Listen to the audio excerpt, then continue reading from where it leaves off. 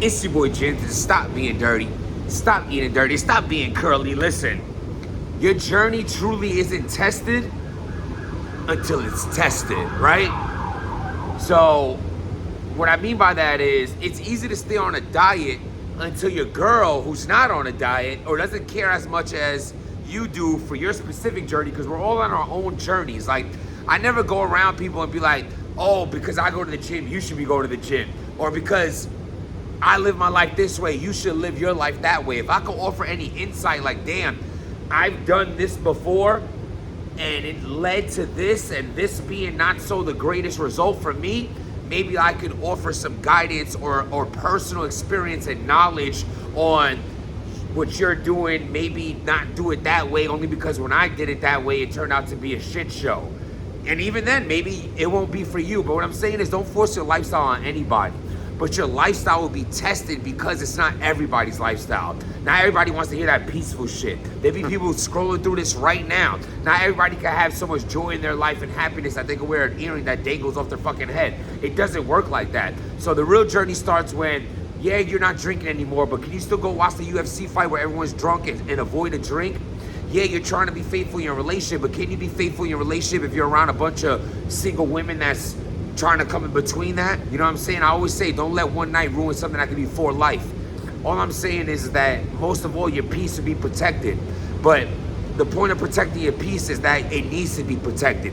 It's gonna be tested in situations where people are gonna say things about you, they're gonna make up things about you, they're gonna paint false narratives about you, they're gonna, you know what's even the worst thing? Because those are real like manipulative type, like self-hatred people. But you know what's a more common one?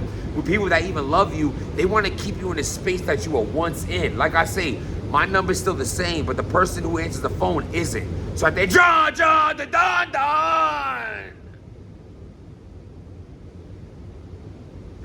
Oh my God. So, first and foremost, salute the Factory, Battle Facts. I checked out his blog last night.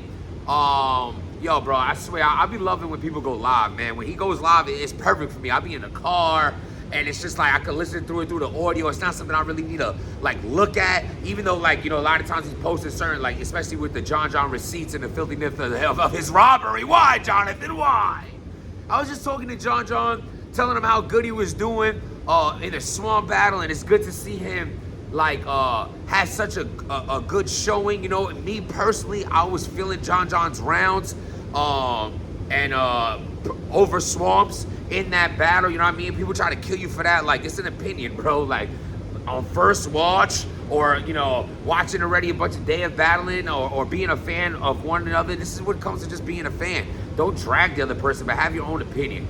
And I like Johnjohn's rounds, and maybe this is because of what I said. Johnjohn needed a win. He needed a good showing. I feel like his last showing's been pretty much lackluster, to say the least. You know what I'm saying? So with that being said, to see him like have such a good showing, you know, like after a minute of like wishy-washy performances, it was good to see.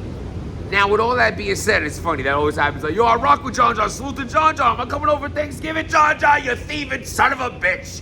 That's just how blogs be. But see, the thing is, one thing don't have to do with another. And actually, this is a perfect example of being a good friend, a good blogger, a good person. You big someone up when they do good. I feel like we lack that a lot. You know, I understand misery loves company, and so many people are miserable with an opinion, but like, show love when it's earned. But at the same time, don't be a yes man. Don't be a type of person that is holding an individual back that you say you have love for by not telling them they're doing wrong when they're doing wrong. They're doing bad when they're doing bad. They need to tighten up when shit ain't looking right. And you have to be that person for somebody. And if you're not that person for somebody, what kind of person are you to have around?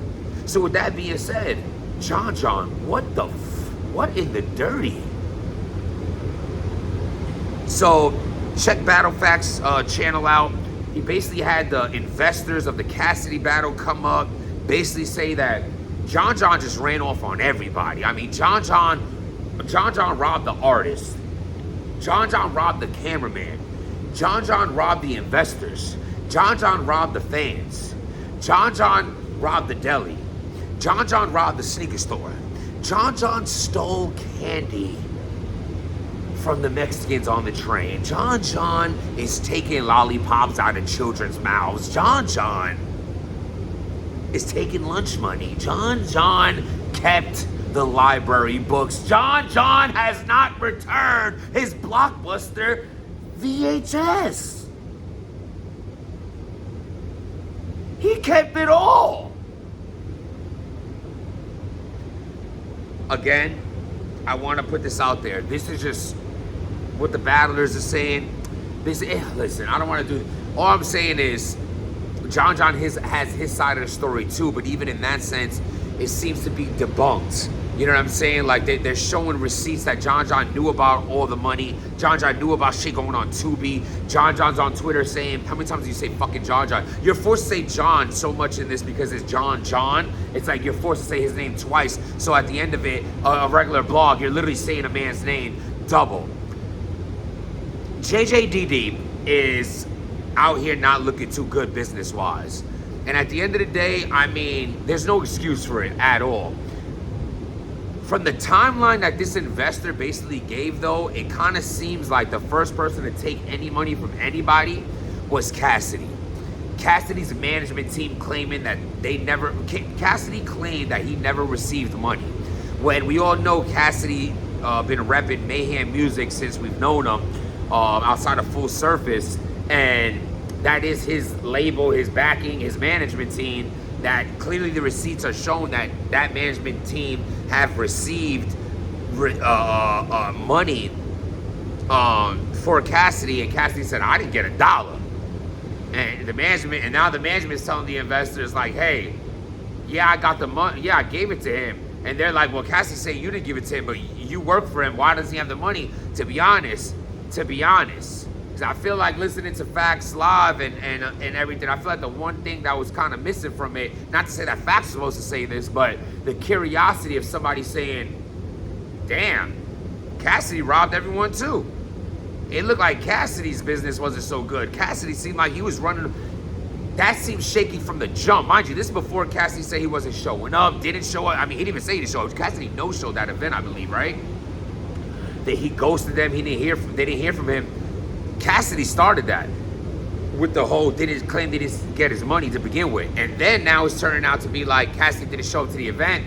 Johnjohn might have been like, yo, fuck it. He playing with their money, I'm gonna play with their money too. It could be that grimy thought process of like, yo, like two people owe the same guy money. One guy robbing him, be like, yo, fuck it. If you getting robbed by him and ain't doing nothing, I'm gonna rob you too.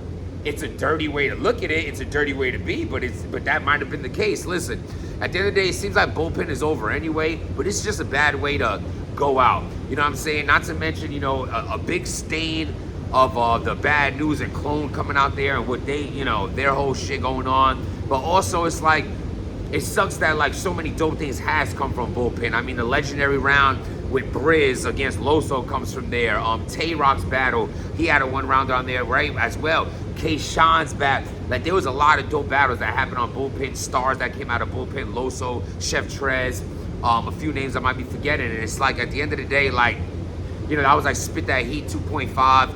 And, you know, it was a great movement. And it just sucks that this has to be the thing you remember about a person. I hope Johnjohn can just clean this up, but it's just looking like basically people invested in you and you just kept everything and didn't pay anyone. You know what I'm saying? It's not even like, yo, me and the gang is gonna rob everybody and yo, I'm gonna pay certain battlers. Like, everyone, the business as a whole was shaky. The way this is looking, the way this is sounding, the way these receipts are looking. The guy that was talking seemed like a humble guy. He's even wishing Johnjohn blessings, even despite all this dirty shit going on. So it's an unfortunate situation. I think the biggest L anyone takes is battle rap.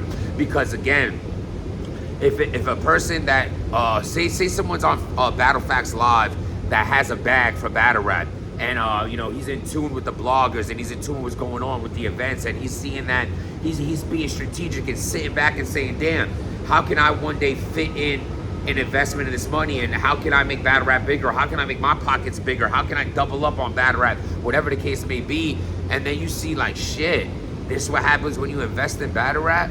You know what I'm saying? This is not to mention the no-shows, the no-calls, the fake call-outs, all the things that wouldn't rock in any entity or business around the world happens in battle rap. The dirtiness of the business happens in battle rap. I mean, it's sad to say, will battle rap ever reach a monumental level? It's doubtful. I say that because you had Puff Daddy, P. Diddy, you had Drake, you had Eminem, you had basketball stars, you had liquor companies, you had Remy Ma's, you had all kind of huge names, huge pockets invested in battle rap.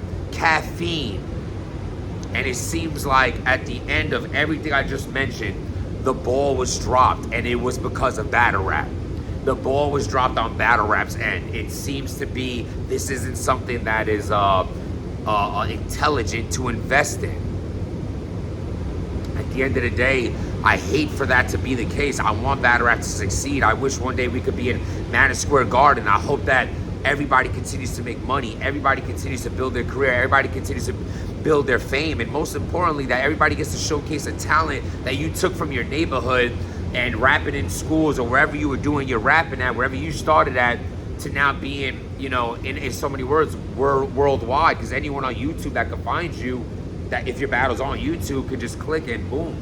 You know, and you were able to do that from the company of your friends and strangers, you know, like whoever hey, you want to hear something, to displaying a hobby as a profession on the internet. So it's a beautiful thing. So never stop just because if the money might stop. At the end of the day, this should never be a retirement plan. Those successfully for a lot of battlers, top tiers, and legends, it has been. I mean, you got the Hitman Hollers and Concededs that went to Wild 'N Out, and a lot of other people ventured off into bigger things because of what they did in battle rap, and that's an absolute blessing and salute to them.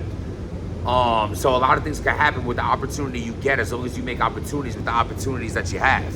So that sounded smooth enough to end on. So with that being said, let me know what y'all think about all this. Check Battle Facts channel out so you can see this exact the breakdown of what I'm talking about. And you know, show some love today, man. It doesn't cost you nothing. And yes, showing hate doesn't cost you nothing either, but the difference of the outcome of the feeling you get inside is absolutely priceless. It's amazing that that's a bar in itself, or like almost like something to think about. Two things that cost you nothing could turn out to a priceless feeling.